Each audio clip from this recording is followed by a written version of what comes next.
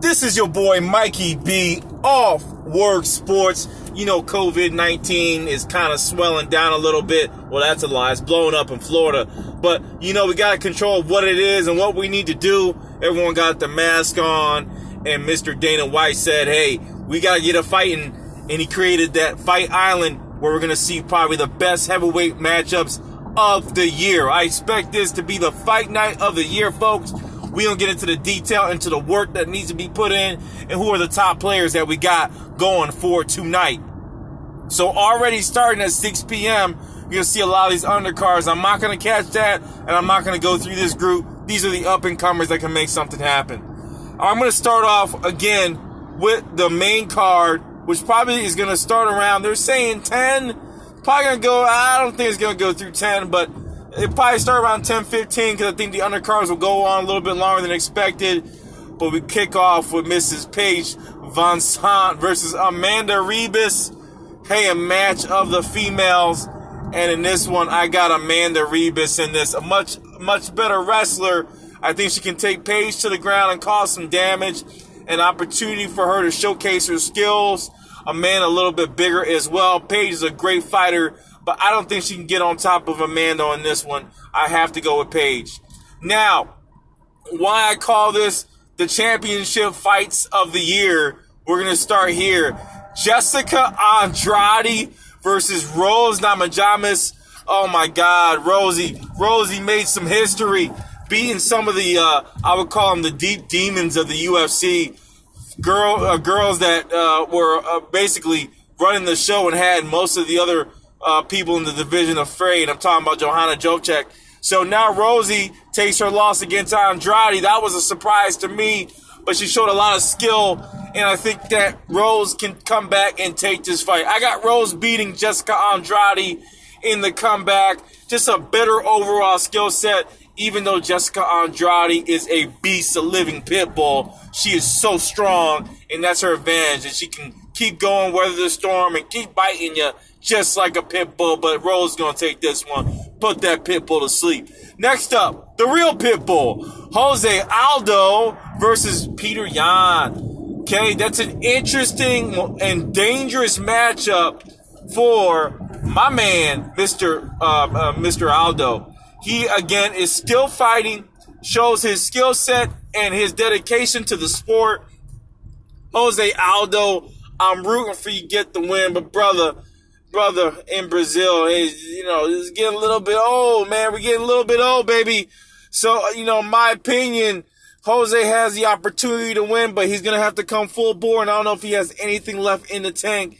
Therefore, I have to go with Peter Yan for the win in this fight. I know it's tough for people to think of that, but it is what it is. Peter Yan for the win over Jose Aldo. I know a lot of people are not expecting that. Now, we jump up to the next fight. Another championship hitter.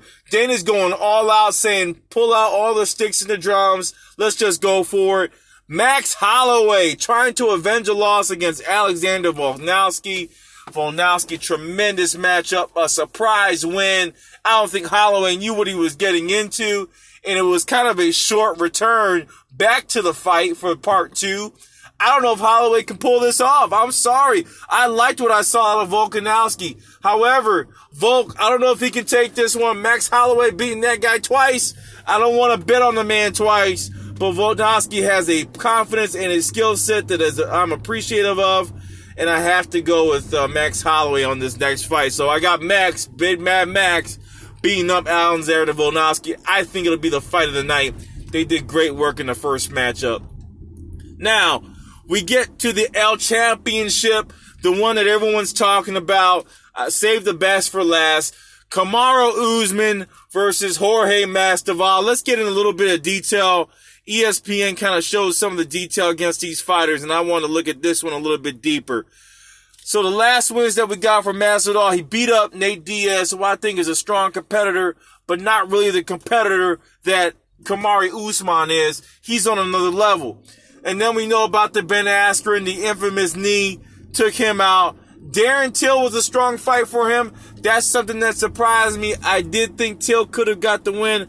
I still have an impression that Till can come up, but that was a big win for Masvidal. And then Stephen Thompson. When you look at that body of work, I hate to tell you this, guys, but there's nothing that Masvidal has on his record that can match up to what my man Kamaru Usman has. Let's go through it. It should be easy work for Usman. I hate to say that. Colby Covington, a much better fighter than any of the fighters that Masvidal faced, even Nate Diaz, because Nate Diaz is at a different stage of his career and a different type of fighter. Let's go in next. Tyrone Woodley, definitely on a different level than Ben Askren or Darren Till. Next up, Rafael Dos Anjos. Must I go on? Such a strong resume for Kamaru Usman. I got him winning on a decision. I don't think he can get Masvidal out, but there's a couple things that factor in. First off, Masvidal is not in shape.